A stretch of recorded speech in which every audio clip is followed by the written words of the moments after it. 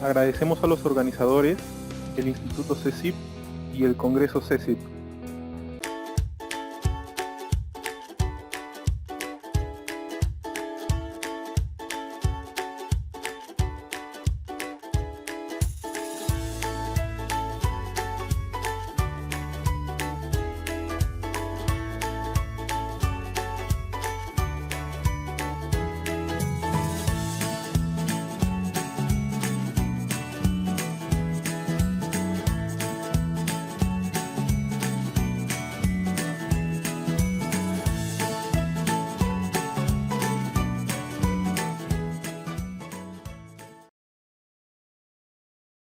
A los auspiciadores y a todos los colaboradores.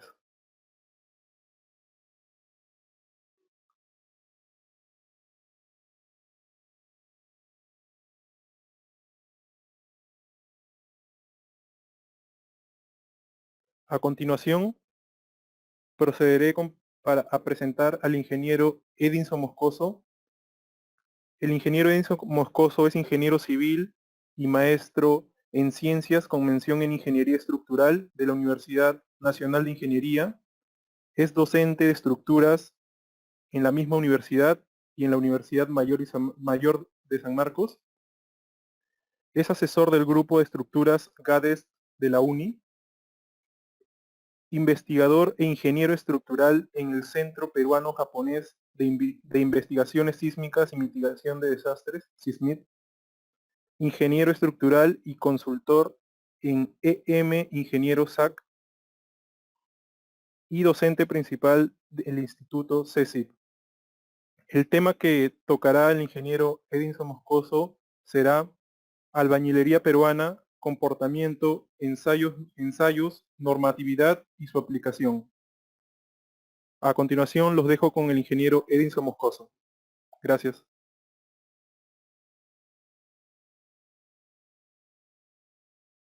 Buenas noches con todos. Vamos a iniciar. Tengo el honor de poder iniciar el Congreso CECIP.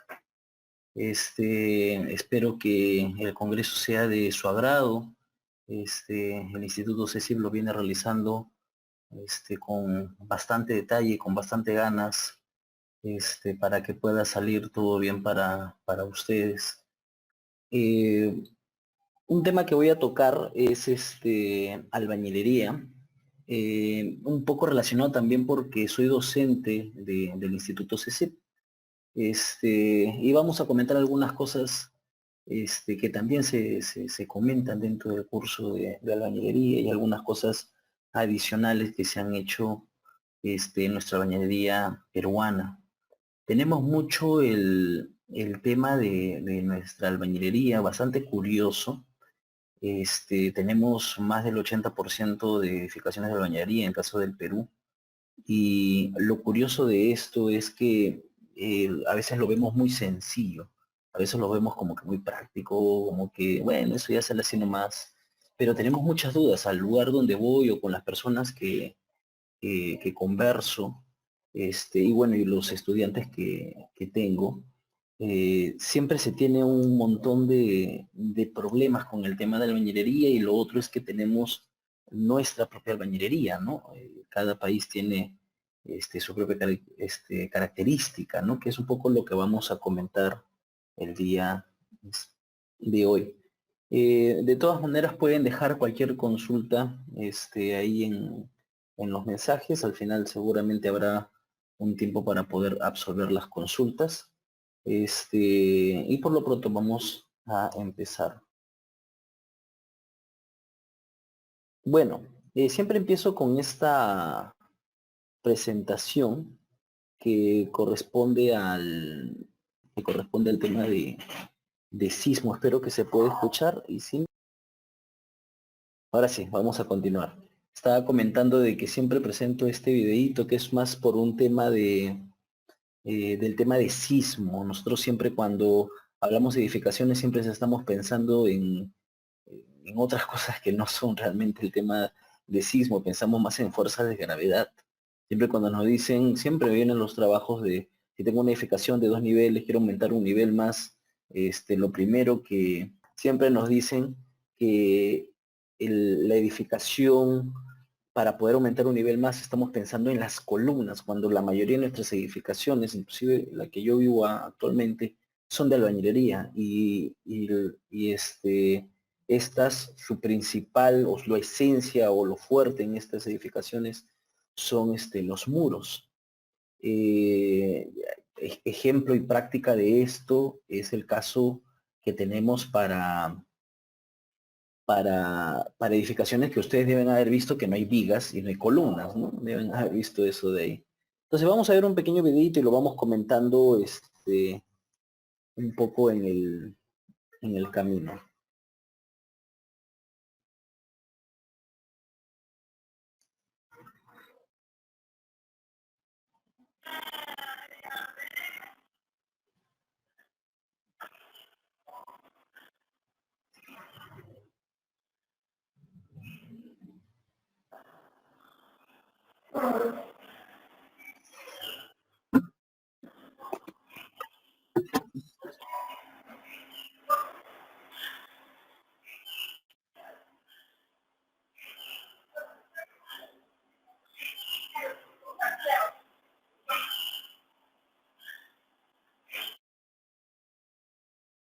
Cuando nosotros hablamos de estructuras, como dije, una de las principales cosas que nosotros nos ponemos a pensar es en el tema de sismo.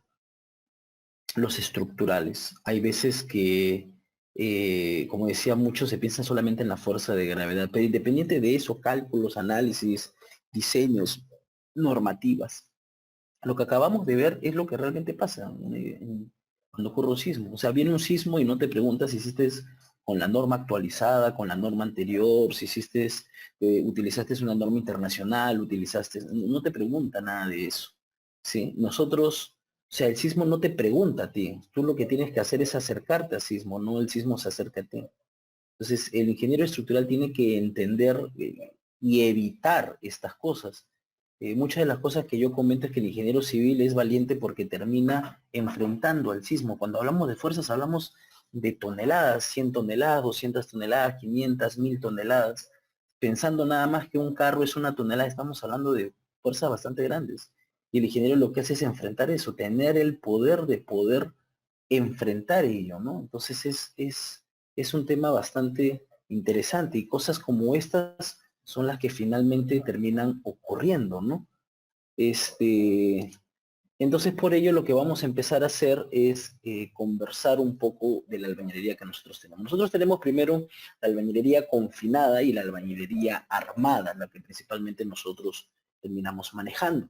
En el caso de la albañilería confinada, de repente es la más común que nosotros tenemos mucho el tema de las personas que conocen de construcción, terminan empezando con esto, con lo que es albañilería confinada, en la cual tenemos elementos de borde en todo su perímetro. Hay mucha curiosidad con esta parte, porque empiezan a decir, ingeniero, pero sí, ya está bien en la norma y yo entiendo de que el muro tiene que estar en sus 4 bordes por elementos, ¿no? Columnas, vigas de confinamiento y otros, ¿no? Pero específicamente, ¿qué pasa si tengo un murito que tiene una ventana y no está bordeado por elementos? ¿Qué pasa si tengo un muro que es corto y pues imposible ponerle una columna al otro lado? ¿Qué sucede con esos elementos? Es un poco lo que comentaba, o sea, lo que estamos haciendo son en la norma y lo que nosotros buscamos son metodologías para poder acercarnos y poder prevenir lo que pueda suceder en un evento sísmico, y es un poco lo que vamos a comentar ahora, ¿no? Nosotros podemos ver acá edificaciones de albañilería, edificaciones que se vienen realizando. Mira, por ejemplo, en el caso de algunos vanos que las terminan encerrando con algunas columnas de confinamiento, algunos casos que terminan haciendo alféizares de albañilería, bastante fuertes pareciera, pero al final los terminan juntando a columnas u otros procedimientos constructivos que a veces son bastante típicos, pero que no necesariamente deberían ser así, porque pudieran ocurrir cosas como las que vemos abajo, ¿no? Entonces tenemos que tener un poco de cuidado con ello. Y hay veces que lo que tenemos es ese gran problema, el gran problema de poder diferenciar estos. Cuando nosotros teníamos al inicio las edificaciones de albañilería. Las edificaciones de albañilería terminan siendo su fuerte lo que es los propios muros, estamos claros con eso. Cuando aparece el tema del concreto y empieza a difundirse con una mayor, intensidad, empezaron a usar el concreto, pero solamente para poder dividir vanos. No sé si ustedes han visto edificaciones. Si yo tengo un vano grande, por ahí tengo un portiquito, columnas y vigas. Y dice, ah, mi edificación tiene columnas y vigas. Y cuando te vas por el vecino, ves que no tiene ninguna columna, ninguna viga, más que la losa apoyada en los muros. Entonces, total, ¿por qué le han puesto columna en un lado? Sí, pero toda mi edificación no tiene columnas, no entiendo. Y lo que pasa es que cuando empezó el tema del concreto le colocaban columnas solamente para abrir vanos grandes y luego todo lo demás seguía de albañilería. Posterior empezó el tema de colocar muros en sus cuatro bordes con elementos de concreto, con columnas o vigas de confinamiento. Pero en esos casos de ahí, a veces se confundían los conceptos pensando que las columnas y las vigas siguen siendo para el tema de abrir vanos. Entonces le daban más importancia a las columnas, a las vigas, que a los muros. Van a encontrarse muchas edificaciones que las terminaban abriendo vanos y después tenían problemas. En algún momento, algún proyecto de una empresa, un restaurante de sándwiches bastante conocidos, siempre cuento esa historia, allá por el Parque Kennedy, habíamos hecho el proyecto hace como 11 años atrás, en el 2009, me acuerdo, fue, habíamos hecho el proyecto de remodelación.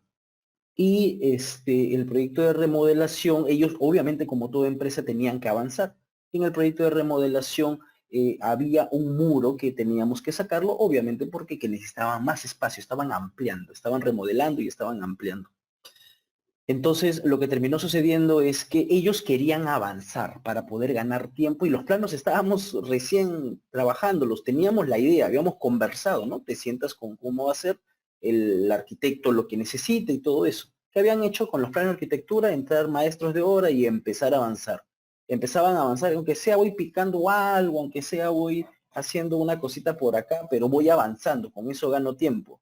Y el gran problema que hubo ahí es que se bajaron un muro portante. Cuando empezaron a decirnos de que había un muro que habían tumbado, ¿cierto? ¿Muro? ¿Cuál muro? Y nos recordábamos que había muros que iban a tumbar, pero eran muros que teníamos, o sea, que previamente teníamos que reforzar en paralelo o algún procedimiento constructivo que estábamos realizándolo con estructura metálica.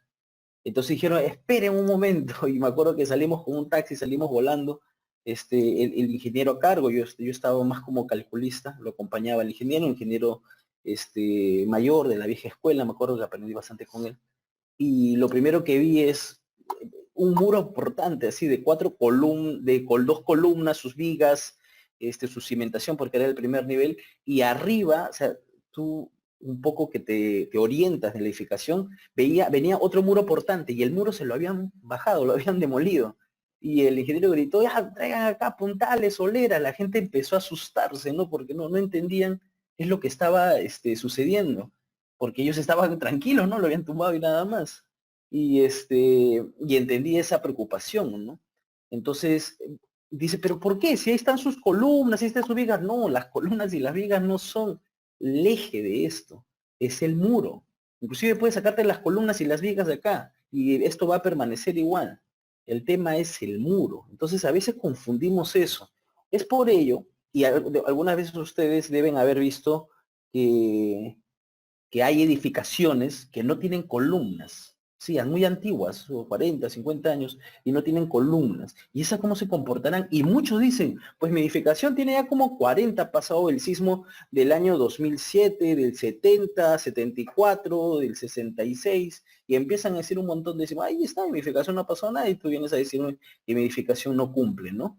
Entonces vamos a ver un poco qué es de repente lo que termina sucediendo. Una comparación entre tres tipos de edificaciones con unas maquetitas bien sencillas.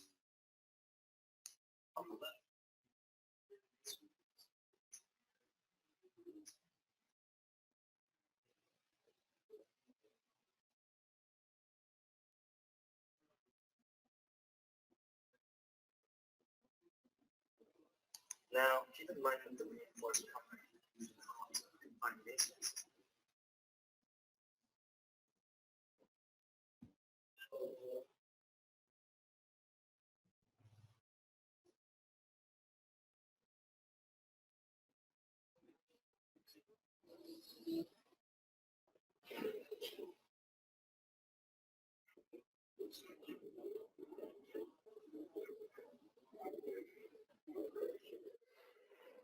Adecuado el manejo de la pandemia en el país.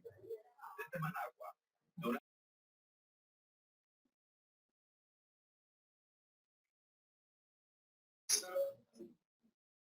It's a flex stroke of the brain. It's important. The training is first.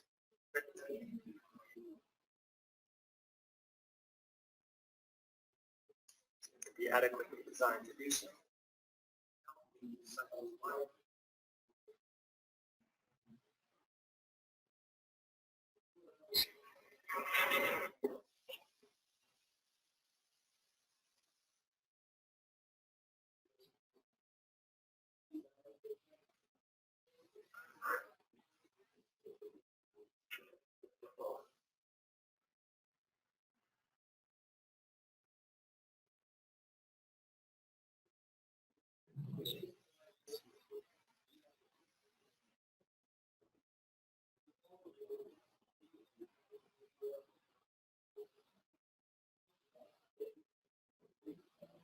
Similar to the unreinforced.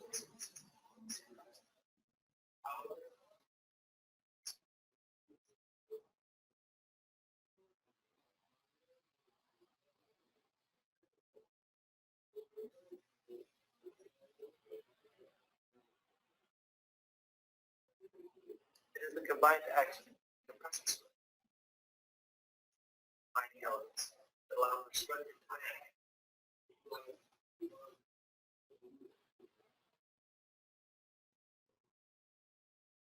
Algo que podemos revisar acá es primero separar tres cosas, bueno, un par de cosas, ¿no? Primero el tema de estructuras que son aporticadas y el otro el tema de muros, ¿no? El tema de la albañilería. Y en el tema de la albañilería separar dos cosas, lo que están reforzados y lo que no están reforzados. Básicamente las columnas y las vigas lo que terminan haciendo es eso, abrazar a la albañilería. La albañilería se quiere abrir como lo que vieron ustedes con las flechitas ahí que mostraban, y lo que termina haciendo es abrazándolo para poder terminar encerrando esto de acá. Y esa es la función que principalmente tenemos en una columna y en una viga. Pero muchos, y siempre, hasta inclusive el día de hoy me preguntaron en la mañana, ingeniero, pero acá en el Perú es típico en una dirección que sea aporticado y en la otra dirección que sea albañilería. Esa es una de las cosas que típico tenemos por el tema de cómo se ha terminado distribuyendo la lotización en el caso bueno, en el caso de Lima podríamos decir, ¿no? Donde tenemos edificaciones de 500 metros cuadrados que terminaron separándose a 250 metros cuadrados, luego a 120 metros cuadrados, luego a 60 metros cuadrados. Ahorita en la actualidad estamos entre los 120 y los 60 metros cuadrados de una manera general, promedio. Y tenemos fachadas que empezaban de 10 metros, 8 metros, 6 metros se ha mantenido bastante tiempo y por ahí en algún momento he visto hasta de 4 metros, ¿no? Y tenemos ese gran problema, pues obviamente por un tema de arquitectura, un tema de iluminación, por un tema de ventilación, en la dirección más corta, esta de 4, 6, 8 o 10, necesitamos de que sea libre, no podemos dejar muros ahí. Ah, pues muros lo dejo en la parte final. Pero si yo termino dejando un muro en la parte final, lo que termina generando es irregularidad. Y la zona frontal termina quedándose, toda la edificación es vulnerable, pero empieza por la parte frontal. Entonces, tenemos que entender que los conceptos han sido un poco diferentes. Se han terminado haciendo ciertos híbridos en las cuales, pues lo que terminamos haciendo es haciendo el diseño por separado y colocando el más desfavorable, ¿no? Lo que siempre se comenta es, tú haces el diseño en la dirección donde no hay muros, con las columnas y estas, posiblemente con un RNO 8, de repente no dicen la norma eso, te quedan como criterios, ¿no? Un RA7, un RA6, de tal manera de tener una columna. Lo otro es que tenemos poca redundancia en esa dirección. Eso quiere decir que como tenemos el vano bastante pequeño, empezamos a tener pocas columnas y vigas repetidas, no solamente tenemos columna, viga, columna y se acabó. Y ya no tenemos más. poca redundancia, es como si tuviera pocas armas, me voy a la guerra y tengo pocas armas, ¿no? Para poder enfrentar a la guerra es el sismo y mis armas son lo que tengo, mi edificación, ¿no? Entonces, si estas terminan perdiendo yo mis armas, pues no voy a poder enfrentarlo, ¿no? Entonces, ese es un poco el tema con la redundancia y las edificaciones que nosotros tenemos. Tenemos que entender que hay muchas de las cosas que han ido cambiando, modificándose, y el ingeniero lo que tiene que hacer es ir entendiéndolo y generando alguna propuesta que pueda caber en esta y pueda también, con ciertos criterios de repente conservadores, pueda cubrir las capacidades y las demandas que puedan tener, de repente en este caso que les comento, en ambas direcciones, ¿no? Acá tenemos más o menos lo que es un ejemplo de lo que comúnmente nos encontramos. A veces tenemos muros con ventanas y siempre me pregunta, ingeniero, ¿y cómo hacemos con los muros de ventana? Dependiendo, ¿qué es lo que necesitas? ¿Necesitas diseñar o necesitas investigar? Si necesitas investigar, ya hay toda una línea de investigación con ese tema. Actualmente en el CISMIT se está realizando esto con un tesista, ¿no? La otra vez también escuché que en el caso de la Católica también están realizando lo mismo. ¿Por qué? Porque no se tiene, o sea, se tiene, pero se tiene poca información. En el CISMIT ya se ha hecho este tipo de ensayos, lo pueden revisar dentro de la página del CISMIT, pero todavía hay falta más información para poder llevar cómo sería el comportamiento de esta para llevarlo a una propuesta normativa. En la normativa actualmente no hay eso, solamente dice los elementos de albañilería confinada tienen que tener los 4 bordes confinados, el caso del muro, ¿no? ¿Qué hacemos? Como proyecto, pues esto no lo consideras. Los muros que no tienen, que tienen vanos, pues no los consideras. Pero si es un tema de investigación, pues sí los pudiera considerar. Ingeniero, y si quiero esto considerarlo, podrías ver los esfuerzos que se producen en el caso de las ventanas, de repente para un sismo moderado, inclusive un sismo severo, de repente hacerlo lo más elástico posible, de tal manera que esa zona no sea la que falle. Criterios que lo lanzo así en voz alta, pero son criterios, ¿no?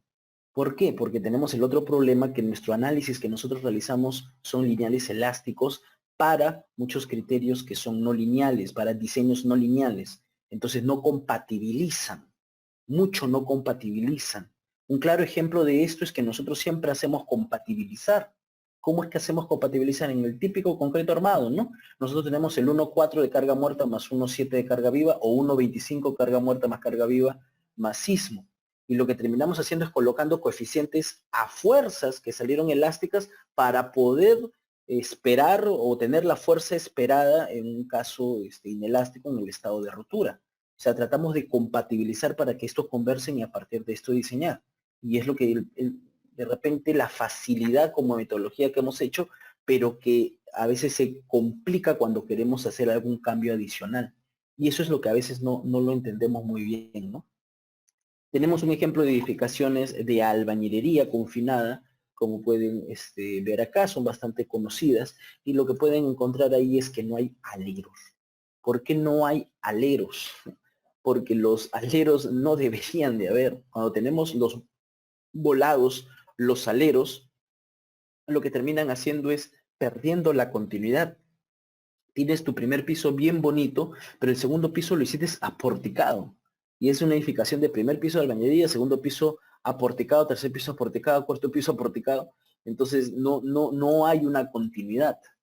Entonces terminas teniendo lo que estoy comentando. Entonces no podrías decir que sí es albañilería y a la vez no, tiene un comportamiento híbrido. Tratar de, en base a lo que tenemos, a las investigaciones que realizamos, tener edificaciones que sean simétricas, continuas, que tengan continuidad de material, de sistema estructural, ¿no? En algún proyecto que le hice como peritaje al Ministerio de Transporte, porque ellos estaban a cargo de haber hecho el traslado de toda una comunidad, se habían hecho edificaciones de un nivel de muros de utilidad limitada, los muritos estos de puro concreto de 8, 10, bueno, de 10 centímetros, y les habían dejado unas mechas como si nacieran columnas y les habían puesto en el techo que nacían estas mechitas. Entonces, la gente no conoce de muro de utilidad limitada. O sea, tú le dices muro de utilidad limitada y no sabe qué es lo que te estoy diciendo. Que los muros de concreto, sí, ahí ya. pero no les puedes decir esto. Los sistemas estructurales son diferentes y les habían puesto la mechita, la gente lo que había pensado es que los estaban estafando. Edificación de primer nivel sin columnas y en el segundo nivel recién hacían nacer las columnas. Y estaba un poco mal eso, porque lo que les terminaban llamando era a que terminen dando una continuidad de otro sistema estructural, posiblemente. Entonces no puedes mucho hacer eso, ¿no? O sea, inclusive o sea, en la parte técnica, en la parte de propuesta de un grupo que se supone que tiene experiencia en esto, le terminaba dejando una ambigüedad al caso de la población, ¿no? Entonces, no puede haber eso, ¿no? Entonces, tenemos que, en lo posible, en este tema de edificaciones de albañilería para la comunidad, para la población, tiene que ser bastante claro, bastante simétrico, tienen que tenerlo bastante claro, ¿no? Entonces, eso es más o menos lo que nosotros tenemos, ¿no? También tenemos lo que es la albañilería armada. La albañilería armada básicamente lo que tenemos son refuerzos en los muros. ¿Cuál es el tema con el refuerzo en los muros? Que nosotros podríamos tener en el caso de la albañilería armada un comportamiento con un mecanismo de falla-flexión. No le entiendo mucho eso, ingeniero. Si tienes un elemento y este se flecta, como que se dobla, algunos le dicen pandea, pero el pandea es cuando descarga compresión. Cuando se flecta, como si se estuviera doblando, ese es como si estuviera un comportamiento a flexión. Pero si se estuviera desplazando nada más lateralmente, sin flectarse, ese es un comportamiento o un mecanismo de falla por corte. Nosotros tenemos híbridos de esto por los tipos, por la propia naturaleza, ¿no? En realidad no es tan homogéneo esto de acá. Pero en el caso de albañilería confinada, como que está más termina dándose para el caso de comportamiento con mecanismo de falla por corte y en el caso de albañilería armada por el caso de flexión, que lo van a ver, y estoy presentando unos comportamientos más adelante de ensayo que se hicieron en estos, ¿no? Entonces, lo que básicamente se hace es tener muritos con acero dentro de refuerzos verticales y refuerzos horizontales. Entonces, ingeniero, en los casos de los muros de albañilería confinada no se tiene refuerzo. Pues el vertical no, pero el horizontal sí. Inclusive la norma en el año para la norma del año 2006 te exige verificaciones de 3 niveles para arriba de que tengan que tener refuerzo horizontal. En la propuesta de norma esa parte, como lo han movido en alguna zona, pero ya no se dice específicamente eso. Pero bueno, igual puedes hacer la verificación si esta requiere o no de refuerzo horizontal. Y esta termina proveyendo de ductilidad, que es la capacidad de poder deformarse en el intervalo de comportamiento inelástico hasta que se pueda romper, ¿no? Entonces, bueno, acá hay un tipo de cómo terminan armando cuando estos terminan siendo solamente puestos, ¿no? Pero más la idea es porque tienen un tipo de almayerería de ladrillo diferente. Bueno, en este caso son bloques, están manipulándolo con dos manos, ¿no? En el caso de la bañería armada, una de las cosas bonitas que puedes encontrar es esto, que puede ser libre de columnas y de vigas y se ve bastante bonito, ¿no?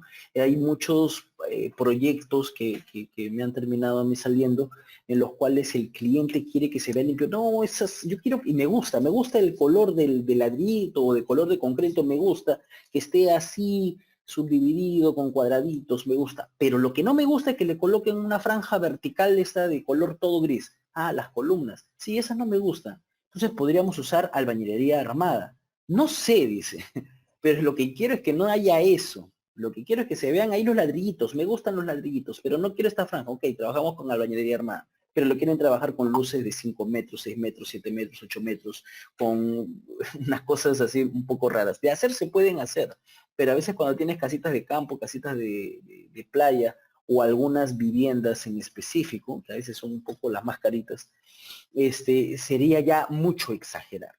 Entonces hay que un poco estacionar y ubicar el alcance que se va a poder hacer de acuerdo al costo de obra que este implicaría, ¿no?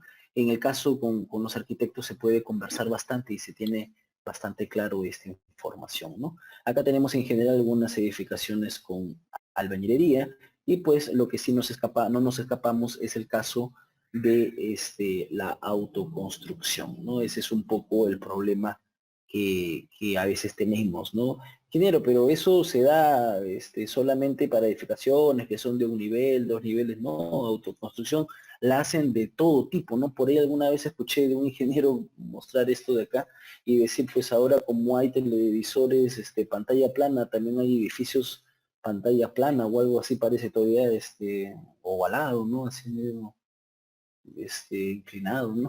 Medio raro, ¿no? No es posible que estas cosas hayan, ¿no? O sea, decimos ingeniero, y todavía inclusive, si se dan cuenta, o sea, ahí está el murito, pero acá todavía han hecho una ventana, ¿no? Voy a mostrarles por acá. Acá todavía han terminado haciendo una ventana. Este no es el espesor de toda la edificación, este va ensanchándose, sino que este termina en la esquina, pero esta vista de acá es muy parecido a que esto termine así, ¿no? Esto termine así. Pero de todas maneras, esto terminaría teniendo en esta zona de acá una zona muy vulnerable. Y para colmo que le hayan dejado una ventana acá, esta zona de acá va a terminar siendo una zona con bastantes problemas. Si sigues pensando en cargas verticales, pues no va a pasar nada, pues ¿no? Bueno, ya está ahí, ¿no? Tiene cuánto, 3, 4, 5, 6, 7 niveles y todavía con las mechitas para hacer más niveles, pues está ahí la edificación, ¿no? Pero cuando venga un sismo, las cargas cambian. No, el sismo no viene y te reparte bonito. ¿Sabes qué? Tengo 100, a ver quién quiere, ya le doy uno para todos. No, el sismo viene y como te encuentre, reparte la carga sísmica. Y la carga sísmica es lateral, ¿no? Entonces, es un poco eso lo que tenemos que tener en cuenta, ¿no? Vamos a ver algunos tipos en el caso de los ladrillos y algunas curiosidades, unos criterios generales que nosotros vamos a tener. Nosotros siempre comentamos que es el ladrillo King con 18 huecos. He visto en la última semana que han estado compartiendo una imagen en la cual dicen, una edificación donde se ven varios ladrillitos y dicen los diferentes tipos de ladrillos que ubicas en una edificación. Y no está nada mal, o sea, se ve bien el ladrillito de techo, se ve el ladrillo, pero hay una parte que dice ladrillo Quincón 18 huecos. Y dice, pues está bien. El ladrillo Quincón 18 huecos es para muros portantes, porque los muros fuertecitos, esos que tienen que estar en todo la edificación. Sí y no. Uno de los problemas que tenemos con nuestra norma 070 de albañilería es que al inicio se definen los tipos de ladrillo. Los ladrillos son sólidos, aquellos que tienen un porcentaje de vacíos menor o igual del 30%. ¿Sí? O sea, no sólido porque todo esté sólido, no porque tiene bastante poco este porcentaje de vacíos, ¿no?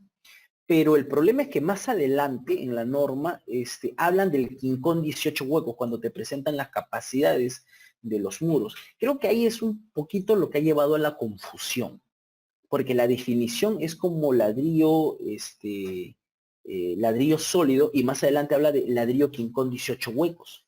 ¿Qué es lo que ha llevado que algunas empresas terminen llamando comercialmente a sus ladrillos quincón 18 huecos? Y el problema del ladrillo que comentan, ladrillo King Kong, 18 huecos, es de que es el nombre comercial, más no es el nombre técnico. Cuando le haces un clic, están en la web, lo pueden buscar. Cuando le haces un clic, entras y termina diciendo el nombre técnico y dice ladrillo King Kong 50% o algo muy parecido. Y el 50% ¿qué significa? 50% de vacíos, el cual no cumple como para ser un ladrillo sólido. Significa que es un ladrillo hueco, ¿no? Entonces la gente va y dice, ¿sabes qué? Quiero mi ladrillo King con 18 huecos. Toma tu ladrillo King con 18 huecos, nombre comercial. Obviamente no te dice nombre comercial. Toma lo que me has pedido y no hay ningún problema.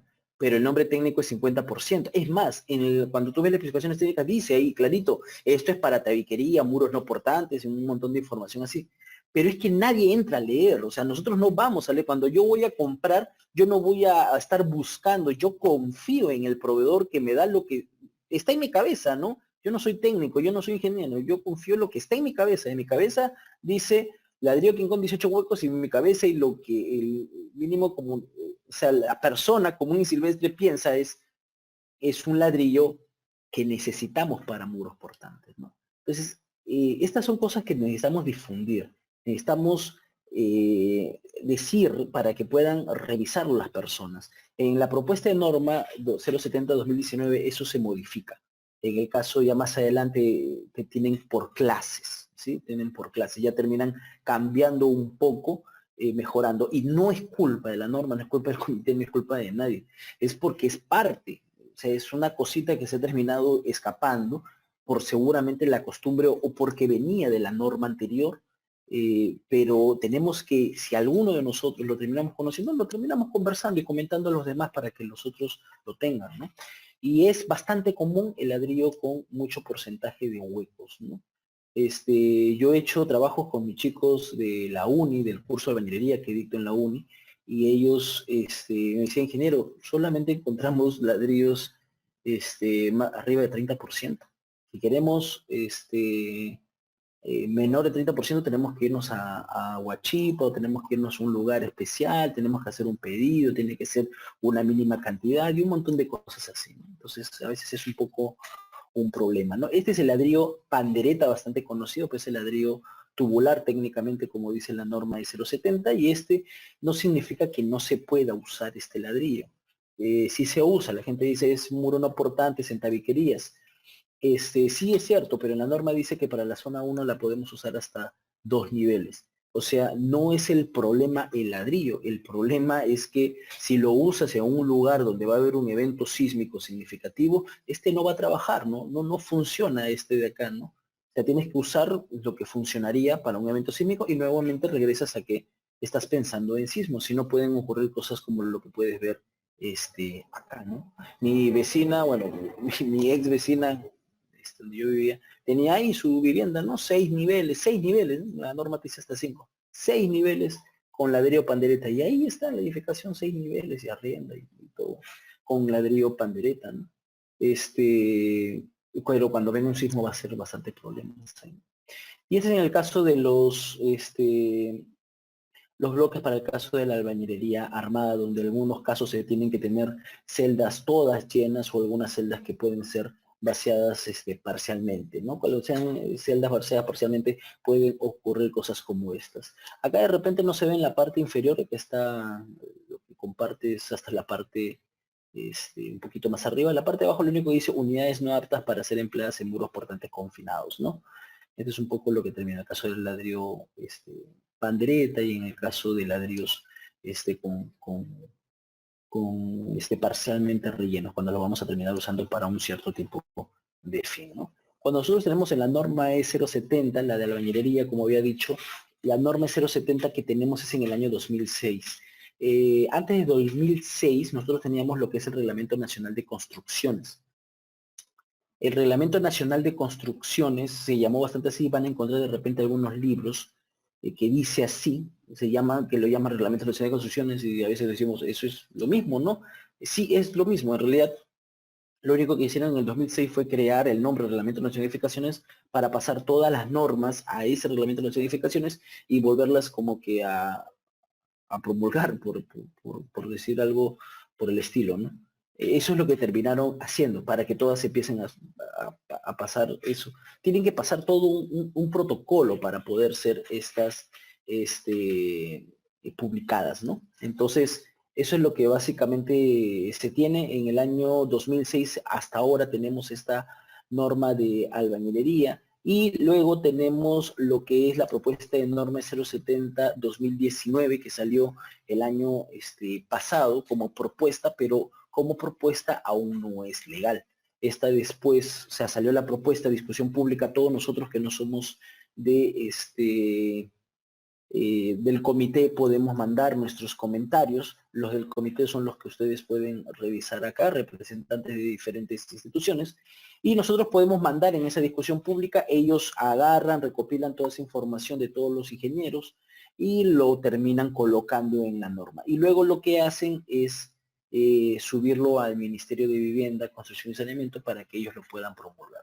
Es más o menos el proceso. ¿Cuándo va a salir? Muchas veces me preguntan eso, ¿cuándo va a salir? Y yo le diría, no lo sé.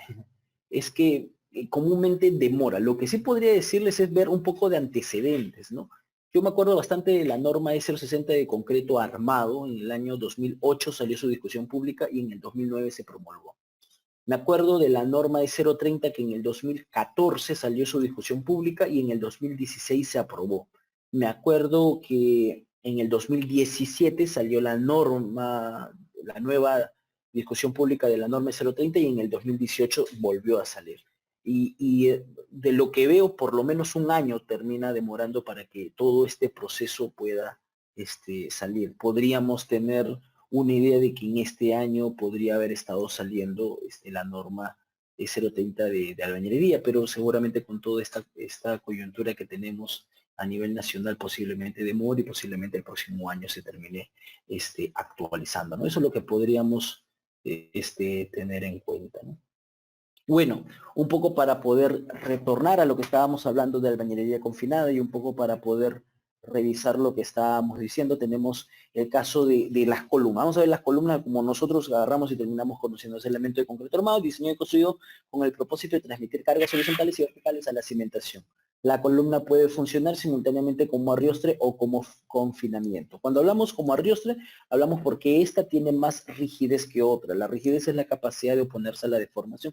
Si esta tiene más rigidez que otra, entonces cuando esta se quiere deformar, pues se termina apoyando en este elemento que vendría a ser la columna y esta lo arriostra. Le termina quitando, o le termina proveyendo de oposición a la deformación, que es proveerle de rigidez, ¿no? Eso es lo que termina haciendo en el caso de una columna. Pero el caso del confinamiento es un poco diferente, porque el caso del confinamiento dice conjunto de elementos de concreto horizontales y verticales cuya función es de proveer de utilidad a un muro portante.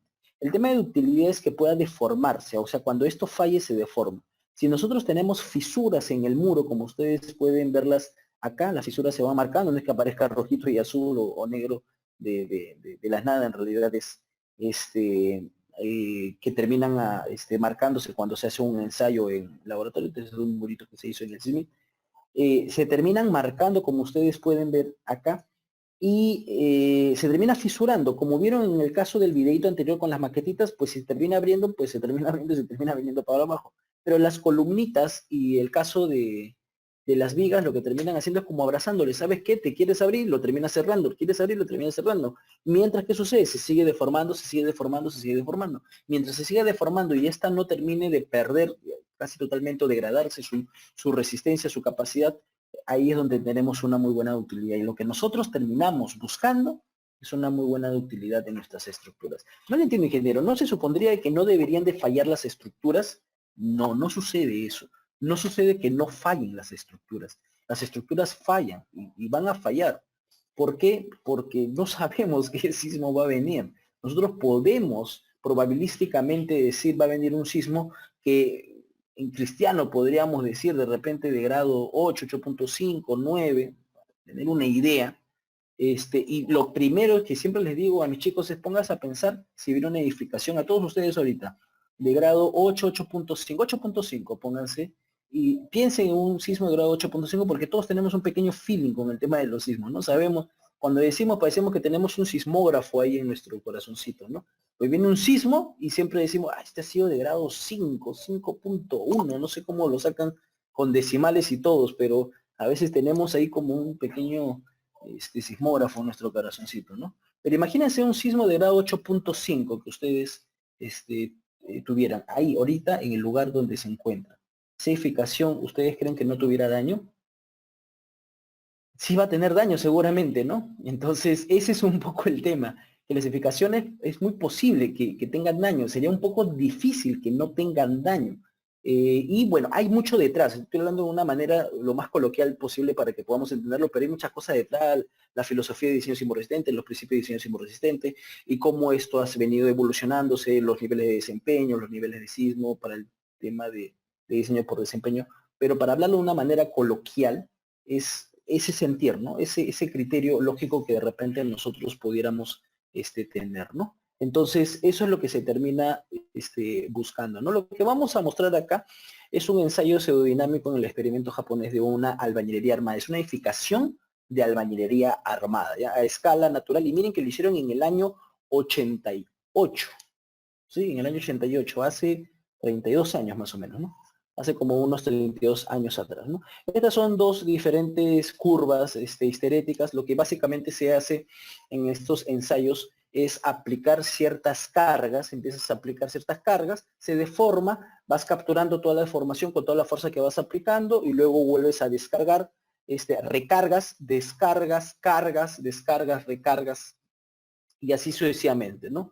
Puedes hacer en varios ciclos para diferentes tipos de deformaciones y se puede tener más o menos curvas como estas para poder tener una idea de la capacidad que ésta pueda tener y poder realizar lo que nos análisis estructural. Lo que nosotros necesitamos los ingenieros básicamente son números para poder dar una explicación de ello. No, no podemos hacerlo mucho al feeling, ¿no? A una viga le pongo 3 fierros de 5 octavos. ¿Por qué le pone?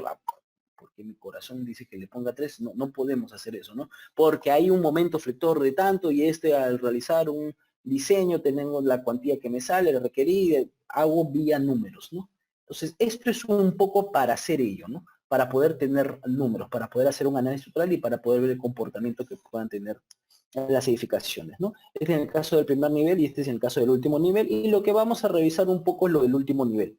¿Qué es lo que terminamos haciendo? Vamos a ver una curvita de capacidad como esta de acá. O sea, viendo todos los máximos que se tengan acá, todos estos máximos que pueden ver acá, y vamos a ver qué termina sucediendo. En esa curvita de capacidad dice, lo que se va a terminar revisando en el caso de C va a ser un coeficiente un coeficiente sísmico, un coeficiente de fuerza sísmica, por decirlo así, un coeficiente sísmico, pero de toda la edificación. Y en el caso del ángulo teta, lo que va a hacer es una distorsión que va a medirme los desplazamientos en el último nivel con respecto a la altura total, ¿no? Un poco para poder medir lo que se tiene en esta edificación que se ha hecho en este ensayo, ¿no?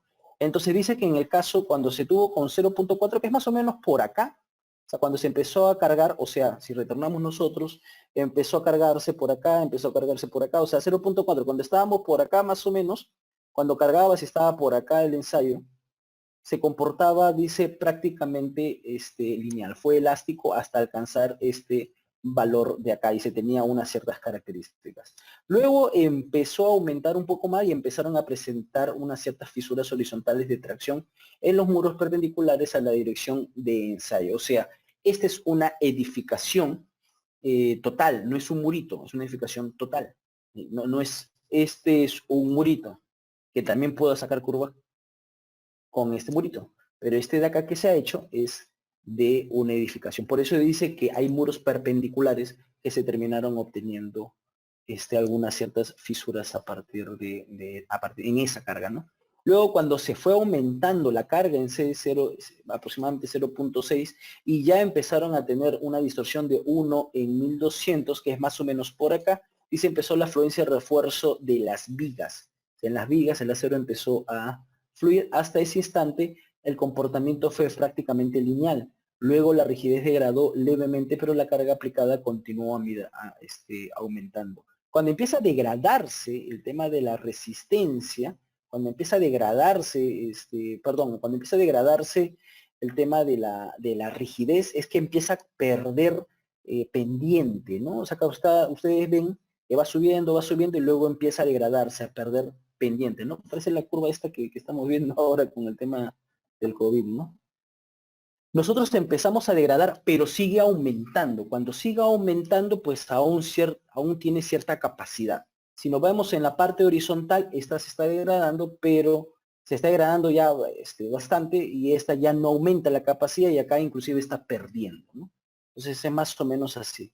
Entonces eso es lo que se empieza a mostrar acá, ¿sí? En C es igual a 0.6 de coeficiente sísmico y un 1 en 1200 de distorsión. En el caso que terminó aumentando, fluyó el 100% de refuerzo vertical de los muros, así como el refuerzo de las vigas del primer al tercer piso.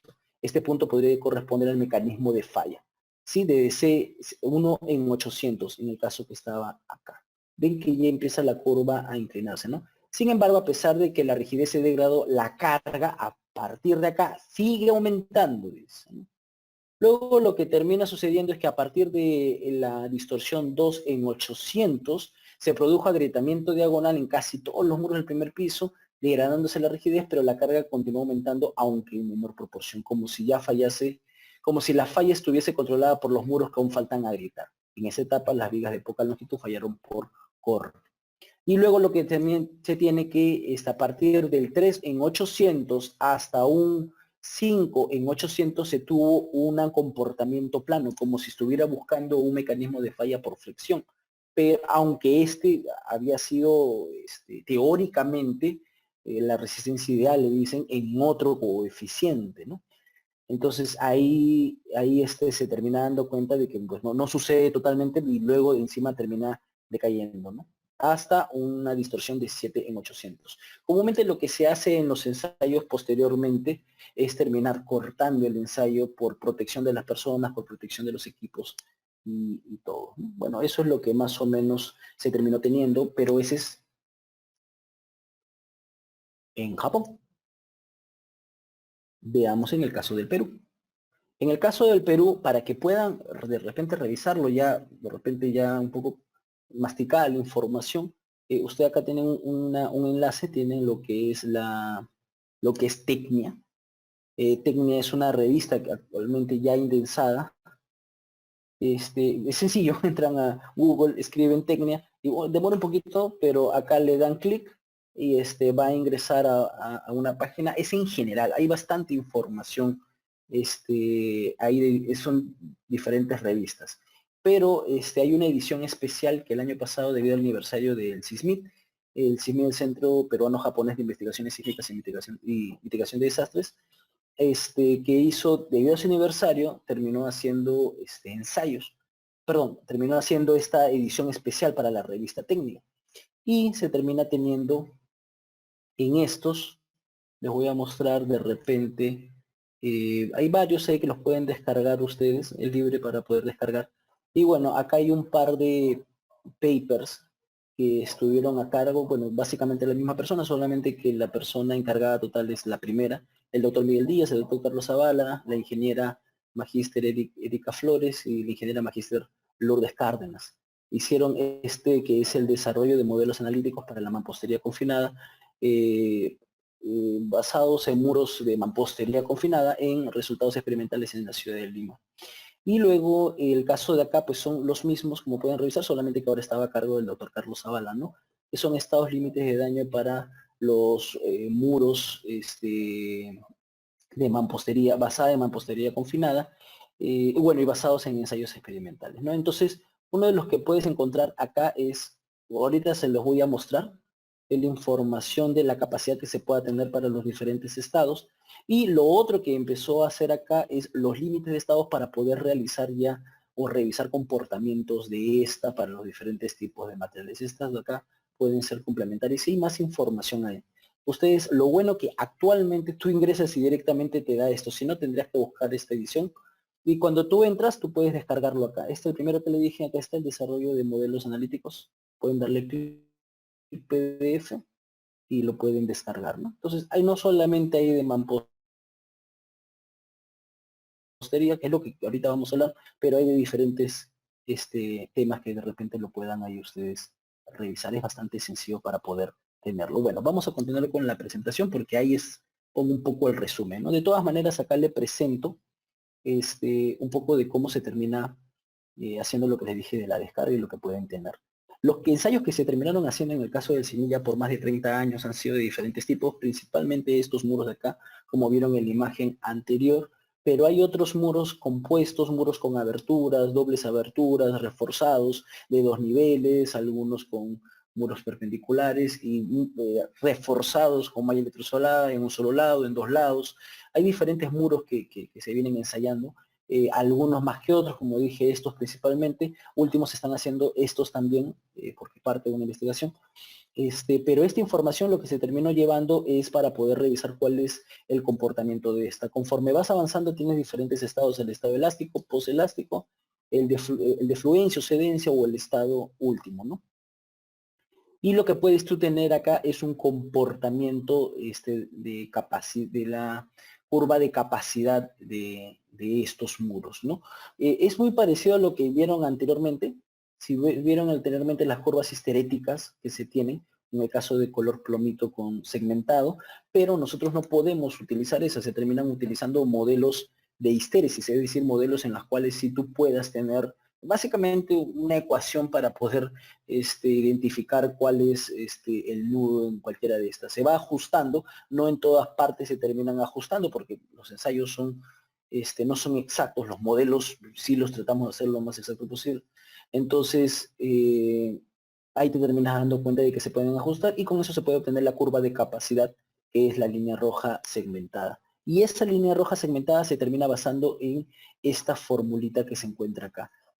Para darnos una idea, por ejemplo, la norma nos da para la capacidad del muro, nos da solamente la fuerza. ¿Por qué? Porque la norma trabaja en base a una metodología de análisis diferente. La metodología de análisis que trabaja la norma es vía fuerzas porque el modelo estructural es vía pórticos planos y termina teniendo fuerzas. Nosotros hacemos, pues es lo típico en herramientas computacionales como ELITA, CEPSAL u otros, hacerlo vía elementos finitos, con muritos, ¿no?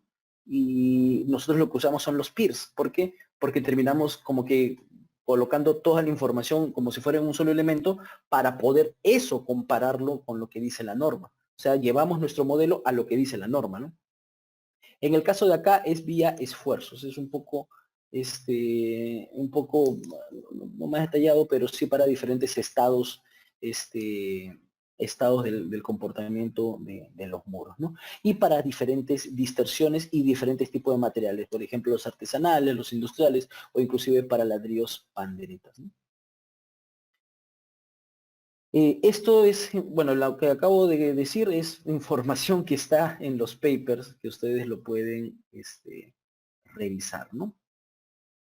Bueno, también en el año, por allá por el año 2003 se hizo el ensayo de una edificación de 2 niveles, tal cual, una edificación de 2 niveles, para poder ver la capacidad de esto. Ustedes pueden ver los actuadores de color naranjita acá, pues, que son los que terminaron simulando la fuerza sísmica, y este de color plomito, que es el muro de reacción, que es como un murito que termina conteniendo toda la fuerza para que esto termine solamente rescatando los resultados que se tienen en el caso de la edificación. Y bueno, y todos los que color azulito son los mecanos para que puedan transmitir la carga y pueda ser tan igual el modelo que uno termina esperando que se comporte en un evento sísmico, ¿no?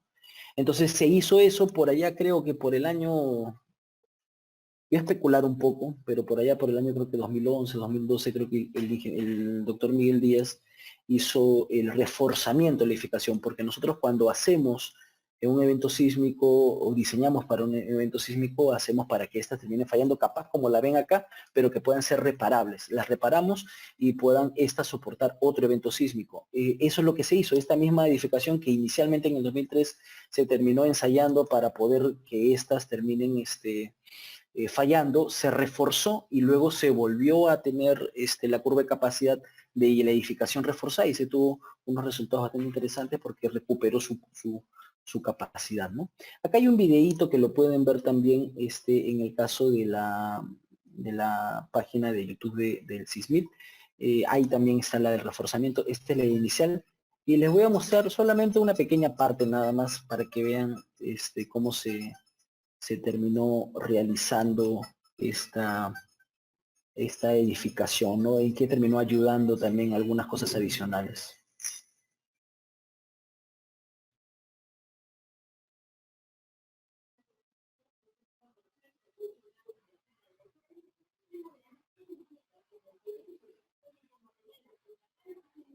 Asesoría técnica, pero en realidad las viviendas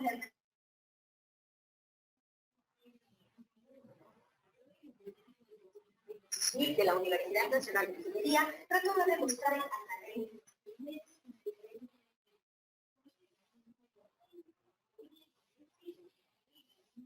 Carlos Zavala, investigador de CSIC,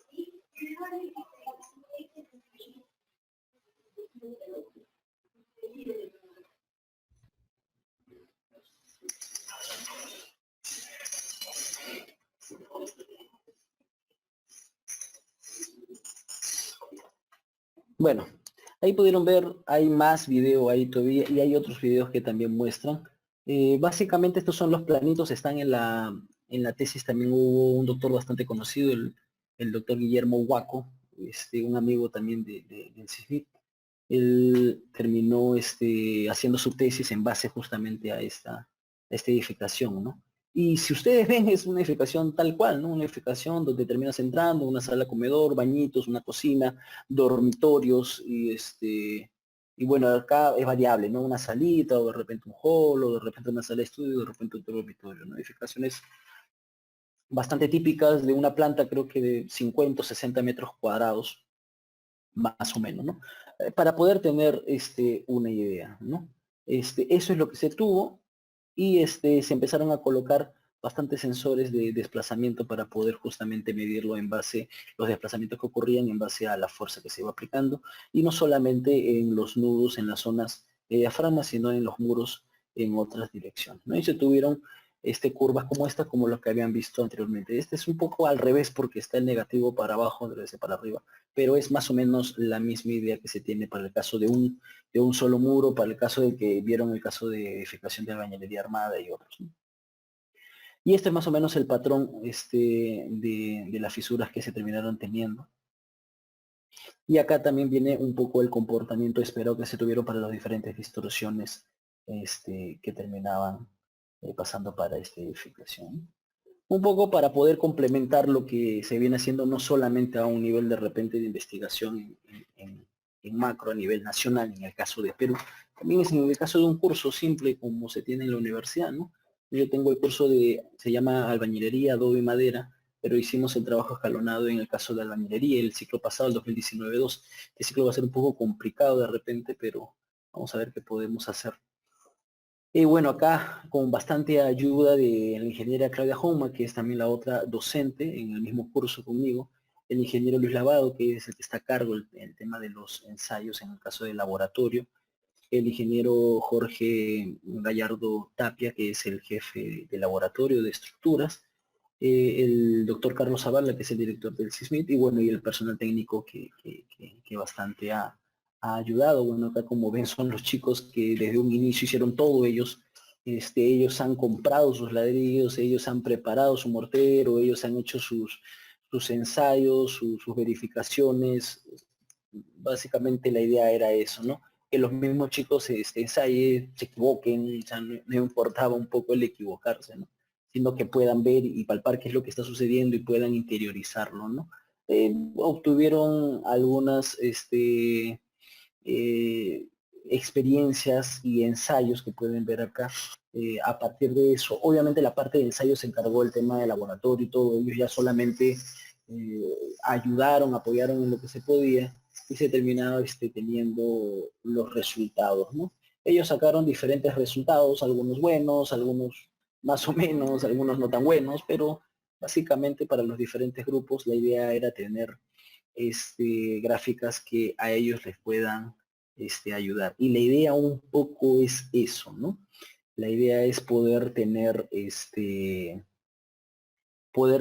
información nuestra, información de cómo nosotros trabajamos, nuestros propios procedimientos constructivos, cómo lo armamos.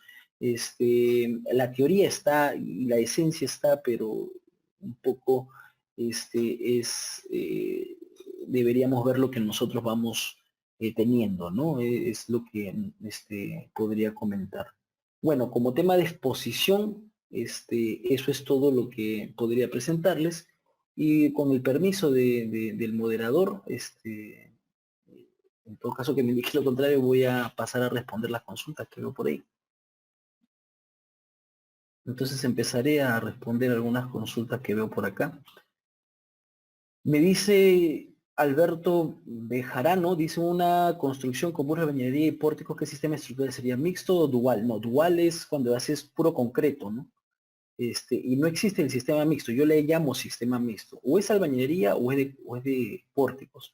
El tema es que si lo tienes en el mismo plano, es mejor, si tú tienes un pórtico se deforma 5 y el muro se deforma 1, pues nunca vas a llegar a tener el 5 porque se deformó el muro a 1 y terminó fallando, ¿no? Entonces es mejor a veces irte por el lado conservador, tratar de ver la capacidad que va a tener el que menos va a resistir porque va a ser el primero que va a fallar, ¿no? Stephanie Salazar dice pórticos y placas es dual. Así es. En el caso de concreto armado, placas se refiere a muros de concreto. disculpa si no pronuncio bien, Coraline Guamán dice, en la norma 030 no encuentra sistemas mixtos. Así es, no hay. Sería una buena idea proponerlo, pero y conllevaría muchas cosas, inclusive lo que es una metodología de análisis y diseño de estas, ¿no? José dice sistema dual pórticos, así es. Dice Coraline, dice, y sobre el sistema mixto, ¿dónde encuentras la definición? No hay, justamente lo que estaba comentando un poco, ¿no? Uno puede ir proveyendo de repente algunos criterios o metodologías que pueda trabajarlo, ¿no?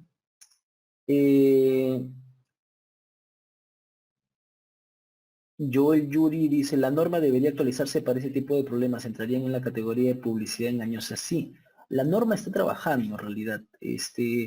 Lo que nosotros debemos hacer es tener un poquito de paciencia, tolerancia. Yo sé que hemos perdido mucha paciencia y tolerancia con esta cuarentena a veces, pero tenemos que tener un poquito de paciencia y tolerancia, porque si vienen trabajando, hay muchas burocracias, muchos protocolos que se siguen, como les estaba comentando, pero sí vienen trabajando, no es que no se vengan trabajando.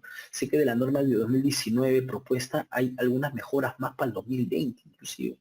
Entonces sí viene trabajando. El único tema es que el proceso es que, como esto, mientras vayamos nosotros apoyando, yo creo que esto va a mejorar. O sea, acá estamos, no sé, veo varias personas conectadas, pues difundamos esto, ¿no? De repente esto que decía de no solamente ver ladrillo con 18 huecos, sino que tenga un porcentaje de vacío de huecos menor del 30%. Y decirlo, que sea algo natural, o sea, que sea intrínseco, que nosotros vemos un ladrillo, o este ladrillo lo veo, no es, tiene mucho hueco, los huecos no son muy grandes, es algo natural, ya que los maestros, que todos lo vean y sea algo natural. Cuando termine siendo algo natural es cuando va a terminar perdiéndose lo otro, ¿no? Me dice Francisco Vegas, ingeniero, buenas noches, saludos. ¿Cuál filosofía de diseño simulresistente del sistema de vivienda confinada? La filosofía de diseño simulresistente es en general, se terminan cumpliendo tres cosas, ¿no? Que es mantener la continuidad de los servicios básicos, que es prevalecer la vida humana, porque antes decía solamente vida y habían también empezaron a generalizarlo. Y el otro es minimizar los daños a la construcción. Creo que nosotros vamos en la tercera. En la tercera es minimizar los daños. No dice que no hayan daños, sino que minimizarlos. Entonces ahí te permite haber daños y porque es bastante lógico. O sea, en los principios lo empiezan a definir un poco mejor, pero la albañilería ingresa a esta filosofía que es de la norma 030. Dice, ingeniero, ¿cuál es el criterio para dimensionar el peralte del cimiento corrido? Muy buena pregunta. Me hacen bastante esa pregunta en el caso del peralte del cimiento corrido. O siempre le pongo 70-80. La verdad sí, en realidad siempre le ponemos 60, 70, 80, 90, un metro. Mientras más grande lo hagamos, la idea es que, y en el caso del cimiento corrido, o sea, el voladito que tiene el cimiento corrido con respecto al sobrecimiento es bastante pequeñito. Y entonces las tracciones que se produzcan van a ser bastante pequeñitas con el gran peralte que le terminamos colocando. Entonces con nuestro concreto ciclopio bastaría. Esa es un poco la idea. A veces cuando tenemos suelos malos, estos anchos pueden volverse más grandes y podrían generar presión, tracciones un poco más grandes y ahí es donde necesitaríamos de repente ya no ciclopios, sino zapatas corridas de repente, ¿no? Hay un manual también de 2005, guía para la construcción de ingeniería, marzo 2005, del CIMI, así es, para la construcción, que justamente salió de justamente salió a partir de esta edificación ¿cómo se llama?, de ensayo de albañilería que se hizo, ¿no?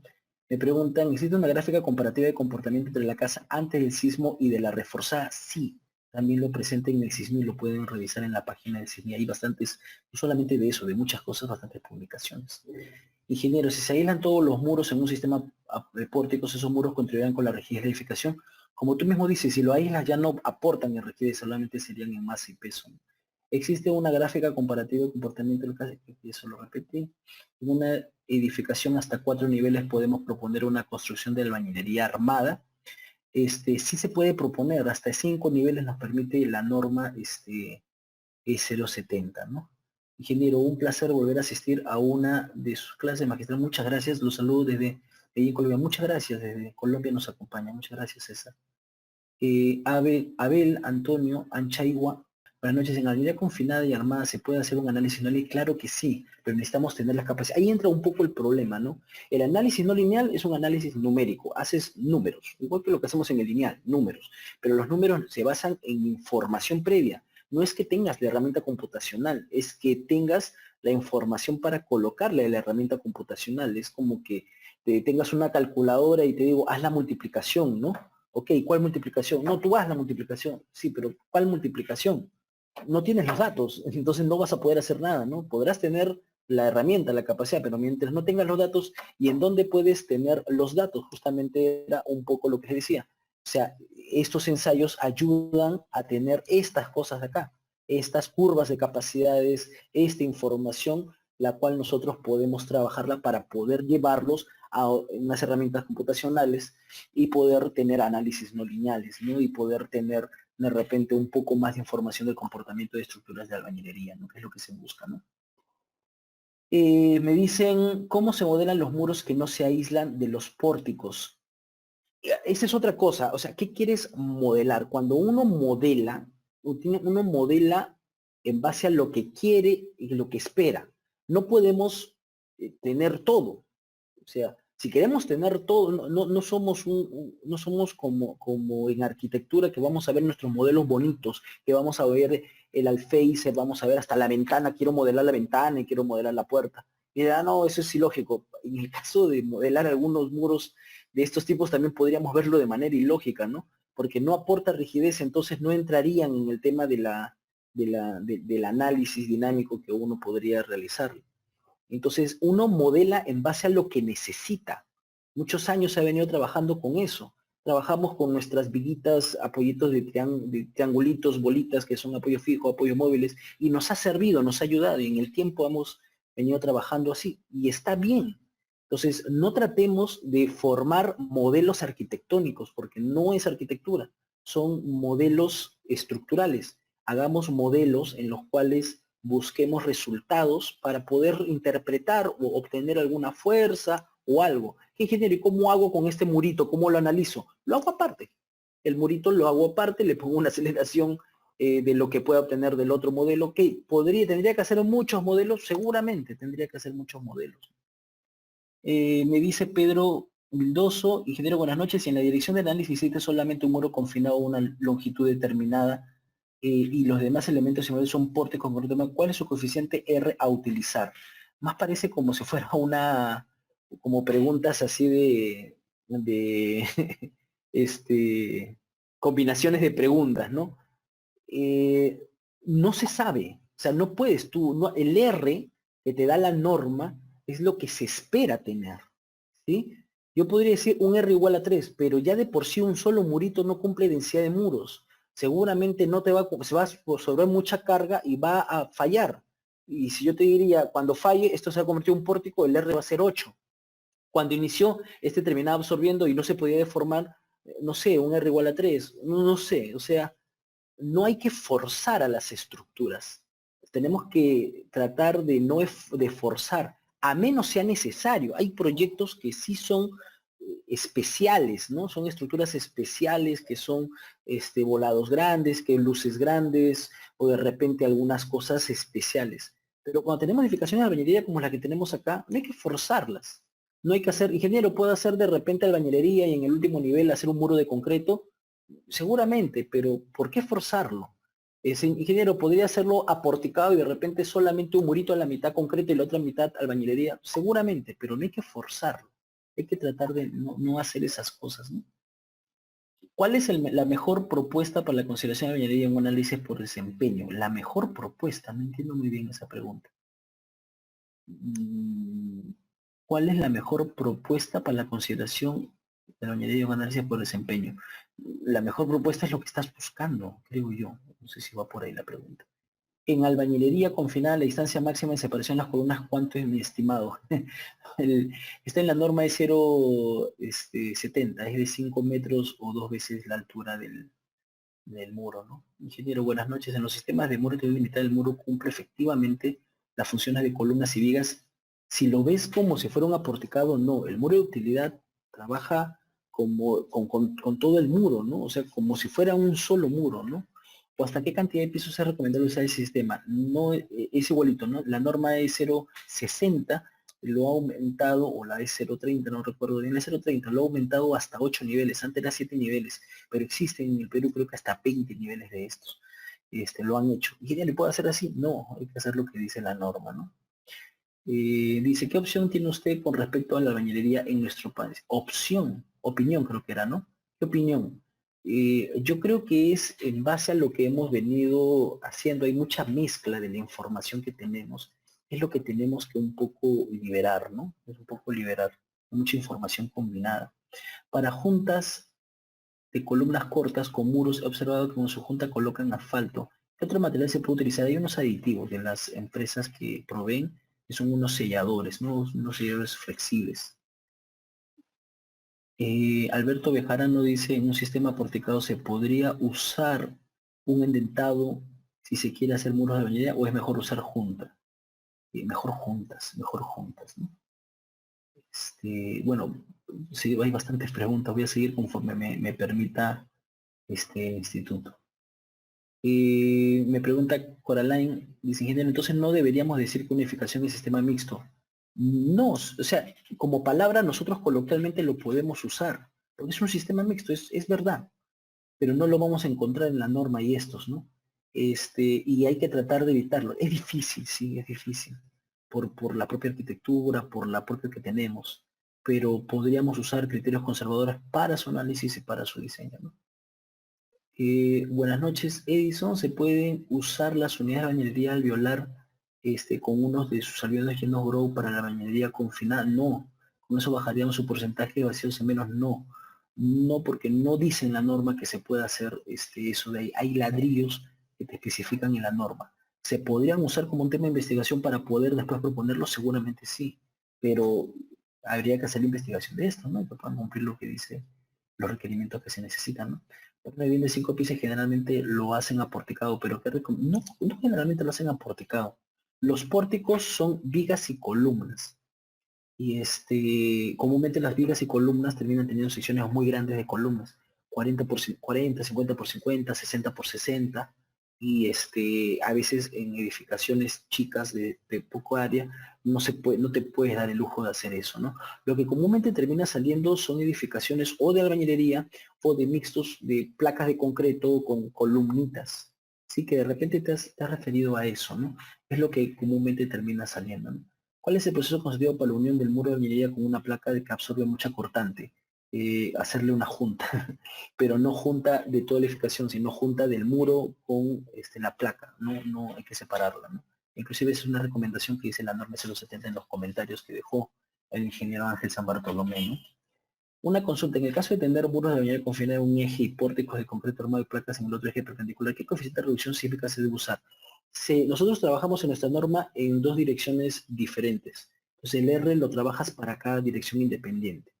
El tema es el criterio y el corazoncito que a veces uno tiene de que pudieras en la otra dirección tener algunos criterios un poco más conservadores, porque en realidad no es que trabajes en una dirección, en otra dirección y así venga el sismo, ¿no? Vienen todas las direcciones. Es bidireccional, bueno, hasta tridireccional si consideramos la dirección vertical. Y el sismo no viene en la dirección principal en la cual tú estás analizando, viene en cualquier dirección. O sea, tiene un ángulo de incidencia. Entonces, por eso es que podrían haber ciertos criterios en los cuales salga una combinación entre estas, ¿no? Son criterios, no es un tema normativo. Dice, pregunta, cuando vuelven a bajar el los cursos de diseño concreto, ya, esto es tema de dirección, ahí lo pueden consultar. La E030 te indica que para una edificación de bañería basta con realizar un análisis lineal. Así es, para todas, en realidad solamente basta con el análisis lineal elástico, sea el análisis estático o el análisis modal espectral. Es más, dicen el análisis tiempo-historia no lineal, dice esos no deben de ser exigidos solamente como verificación. Eso dice la norma 030. En otros países no, en otros países sí pudieran considerar estos, ¿no? Pero en el Perú no es así. ¿Cuál es la altura máxima que debe tener un sobrecimiento para que éste no tenga que considerarse como un sobrecimiento armado? Pues lo máximo que pudiera tener acá es 40, 50 centímetros, pero en realidad esto lo que termina haciendo es venir como una continuidad del tema de la albañilería. Cuando tenemos un sobrecimiento armado, independiente de eso, es cuando tenemos algunos suelos que puedan ser blandos y que localmente puedan haber unos asentamientos que no los controlemos, y para que estos puedan tomar esa tracción se le coloca el armado, ¿no? Ingeniero, buenas noches. ¿Cuándo debo utilizar muro a ras y cuándo debo colocar cementado? En la norma 070 indica que es uno o es el otro. En mi caso yo propongo a veces ambos, ¿no? Como que me aseguro ahí. Pero en la norma dice o es uno o es el otro. En cualquiera de los dos pudieras estos usarlo, ¿no? Para realizar el análisis no lineal lo podría modelar como una columna para colocar las rótulas en el módulo. ¿Conoce alguna bibliografía de ello y cada cuánto se podría colocar la rótula en el modelo? La rótula es una concentración en una sola sección de la parte no lineal. Puedes hacer, sí se podría hacer, pero tendrías que terminar proponiendo de que en una zona, en una longitud, en una posición, se esté ocurriendo eso de ahí, que yo diría mejor no, ¿no? Porque mejor no usar lo que estamos haciendo y hacer un elemento no lineal, ¿no? Que el elemento tenga el comportamiento no lineal, ¿no? Es un poco mejor, creo yo, eso. Y en el caso de si me se han hecho varios análisis no lineales así de la bibliografía, de ahí puedes revisar. Dice ingeniero, para iniciar un proceso de cero sobre el diseño de una vivienda de albañilería, en resumen, ¿cuáles serían los pasos? Hay varios pasos para poder seguir. Hay unos videos del Instituto CECIP que han presentado el curso de albañilería, el primer curso de albañilería que se hizo, que de repente lo puedes revisar, están en YouTube, pones Instituto CECIP y ahí hay uno de albañilería. Y ahí da un poco los criterios iniciales para que lo puedas revisar. Fran dice, al momento de modelar en ETABS, nuestra edificación de minería armada también se tiene que colocar los muros con menos de 1,20 m de longitud. Se tendría que aislar de los muros portantes.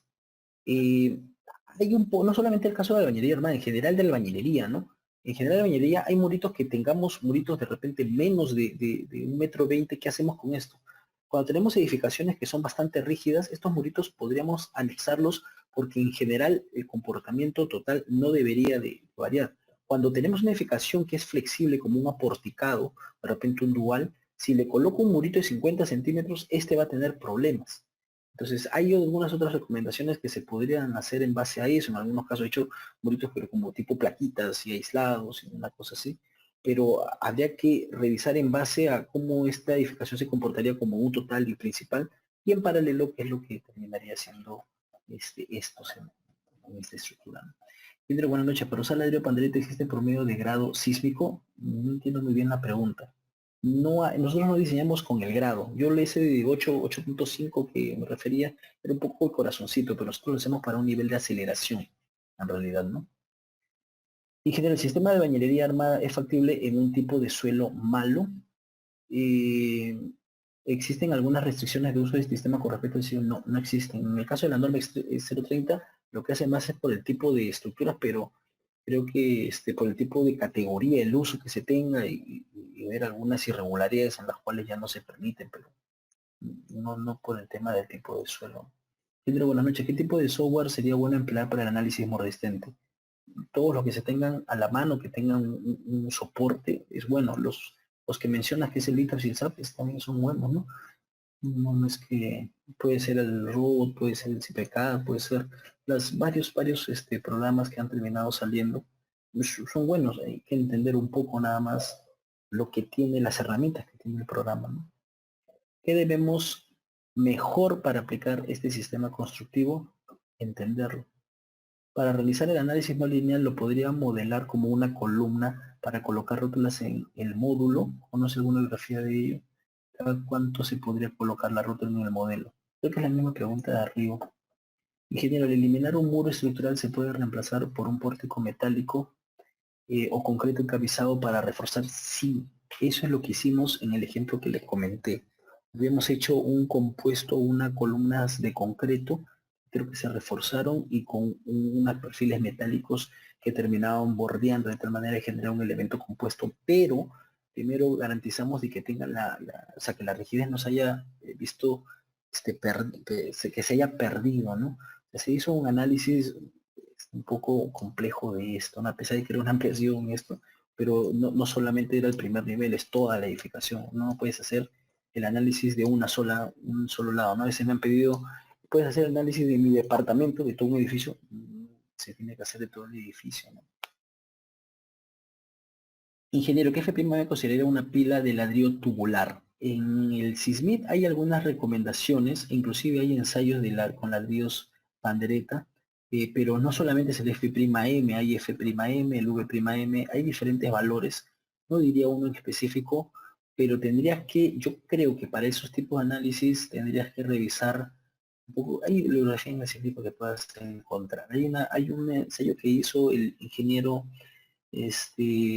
Fernando Lázares y el actual decano de la Facultad de Ingeniería Civil, Rafael Salinas, sobre ladrillos panderetas, que lo puedes buscar ahí en internet. Género, buenas noches. Sobre cimientos, ¿a partir de qué altura podría considerar? Creo que lo comenté arriba. Muchas gracias por compartir su conocimiento. Saludos de Trujillo. No, gracias a ustedes por consultar, por tenerme mucha paciencia. Ingeniero, al eliminar un muro estructural, ¿se puede reemplazar un pórtico metálico o concreto encapizado para reforzarlo? Sí, creo que arriba lo comenté. Ahí el director académico ha compartido el YouTube del Instituto CECIP. No solamente hay albañilería, también hay otros, pero de lo que estamos hablando es albañilería, ahí está. Y es la primera versión del curso. Nosotros estamos aperturando este jueves, 21 de mayo, la quinta versión, si es que mal no me equivoco, donde estamos incluyendo algunas cositas más, que son comportamientos no lineales, pero de una manera un poco general para que podamos manejarlo. El tema del análisis no lineal es que a veces no lo podemos manejar porque hay muchas opciones, y tenemos que tener criterios de cómo se va a comportar la estructura, porque si no, yo me dejaría a lo que me bote el programa, y no puede suceder eso.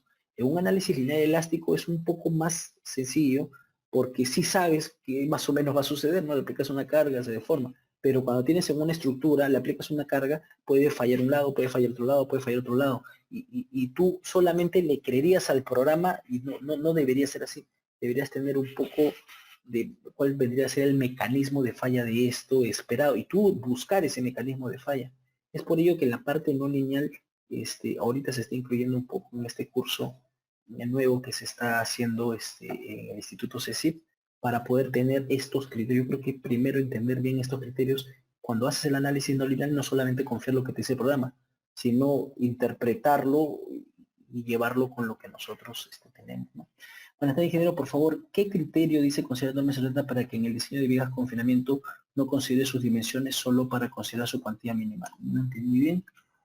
¿Qué criterio considera norma secreta para que en el diseño de las vigas de confinamiento, no considere sus dimensiones solo para considerar su cuantía mínima? Lo que hace la norma es, para las vigas, es asumir de que estos terminan tomando la capacidad, ni siquiera es como un diseño por capacidad, ni siquiera es la fuerza, sino la capacidad que el muro tiene, ¿no?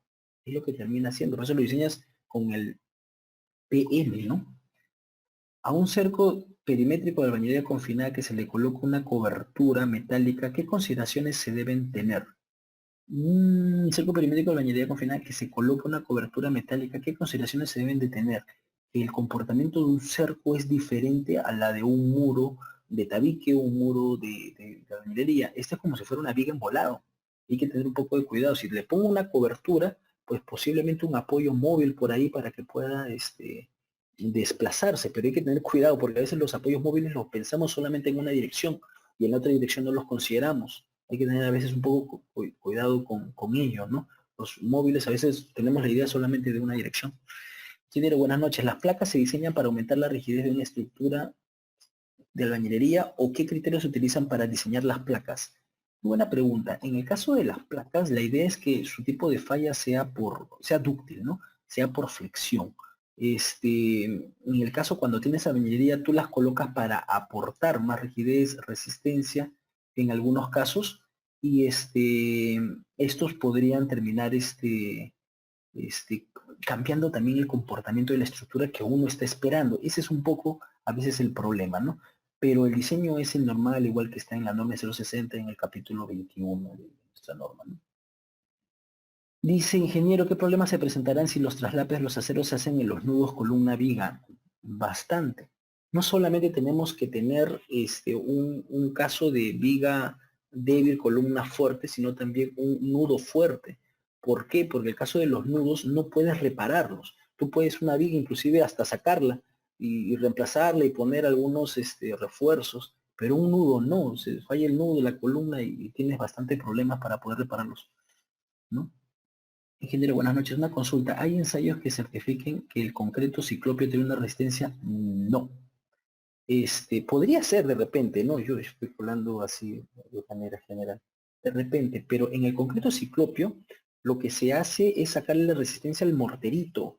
No al morterito, sino al concreto sin la piedra grande, ¿no? Entonces, y ahí puedes sacar la resistencia. Alguna vez es hasta el diseño de eso. Por ahí me preguntaron si puedo hacer el diseño en base a corte, a flexión, de repente al cimiento corrido. Y en realidad a este elemento no se le hace, ¿no? Pero uno podría, en el capítulo 22 de la norma 060 habla de concreto simple. Este criterio, y después de esto hay una parte de concreto ciclopio, también te habla de resistencia y habla de resistencia de solamente la matriz, sin las piedras grandes. Entonces los criterios se podrían basar con eso. Y para eso sí, o sea, para eso sí hay ensayos, ¿no? Los ensayos normales que hacemos, ¿no?